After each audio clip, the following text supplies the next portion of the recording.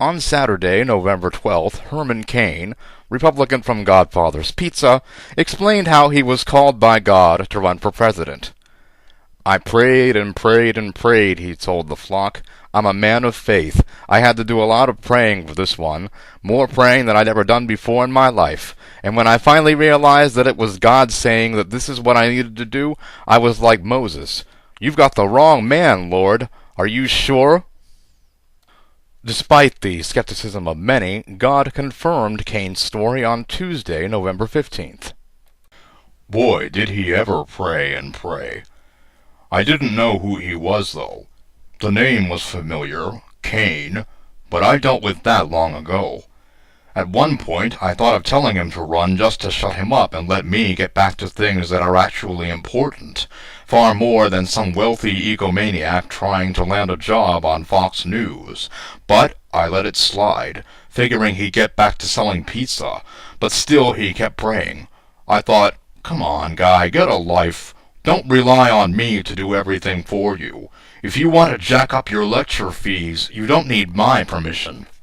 That's when the Lord received a revelation from himself. The more I kept hearing from this Mr. Cain, the less I liked. I mean, here's this guy who sexually harasses women by habit, and I knew he'd continue getting away with it. So I realized I should tell him to run for president. That way it would come out, to his utter humiliation, and let all women everywhere see that they weren't alone. The Almighty leaned forward, and a twinkle came to his eye.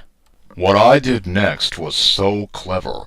I mean, honestly, I knew that Herman Cain didn't stand a chance in the Republican Party. Nobody would care about him or look into his past. So I surrounded him with the most pathetic field imaginable. That was all me. The moment Herman Cain took the lead, that's when he became news, and the whole story of his sexual harassment history came out. It worked perfectly. I felt like Danny Ocean. Then he quickly added, "The first movie, not the other two." I asked God what he thought about Mr. Cain comparing himself to Moses. It was the first time that the Supreme Being showed any sign of displeasure. I know Moses. And Herman Cain, you're no Moses. I mean, seriously, if I wanted someone to be president who sold fast food and prayed, Colonel Sanders would have been elected in 1968. But what bothered me most was when Mr. Cain said, "You've got the wrong man, Lord. Are you sure?" Am I sure? Am I sure? I am the Lord thy God. Yes, I'm sure. Whatever the motivation, the Almighty did get involved in presidential politics in Herman Cain's case. I wondered if that might raise some questions about other candidates who claim to have been told by God to run. It's a tough situation, I admit. After all, most people outright lie about it, or convince themselves they got a sign because a car honked. And the truth is, I've done this sort of thing before.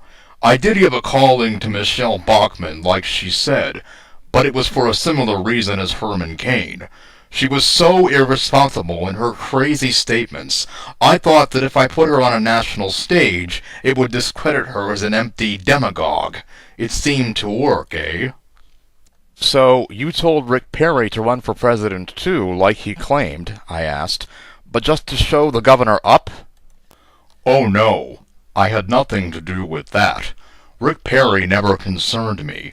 I figured he was happy staying safely in Texas where he could keep accepting payoffs. No, he screwed up all on his own, although...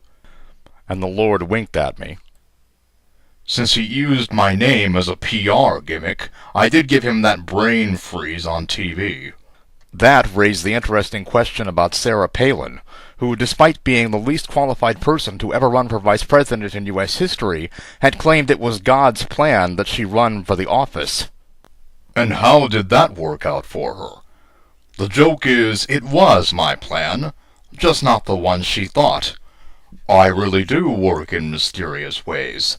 It's loathsome how Republicans jam their personal religion down everyone else's throat, so I wanted to guarantee they wouldn't win.